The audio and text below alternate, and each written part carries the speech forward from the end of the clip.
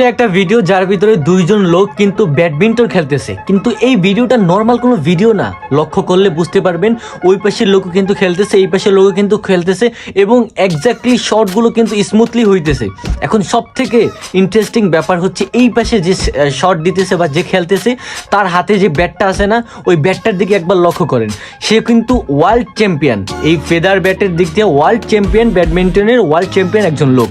তার হাতে যে ব্যাটটা আছে ওই ব্যাটটাই কিন্তু মাত্র 2টা স্টিক আছে, মানে 2টা রক লাগানো আছে। ভাই কত কনফিডেন্সলি শটগুলো দিতেছে, মানে এইরকমই লাইফে যদি কখনো কোনোভাবে কোনো কাজ করতে চাও তাহলে কিন্তু পরিপূর্ণ কনফিডেন্স রাখতে হবে, এরকমভাবে নিজের স্কিল ডেভেলপ করতে হবে, এরকমভাবে নিজেকে এমনভাবে ইমপ্রুভ করতে হবে যেখানে তোমার এই 2 স্কিলের মতো একেবারে সোজা সাপটাভাবে শট দিতে পারবা। মানে তুমি এমন স্কিল শিখলা যেটা এমন ভালো হয়েছে যে তুমি চোখ বুঝা নিজের উপরে ভরসা করতে পারবা। Change your life, be okay.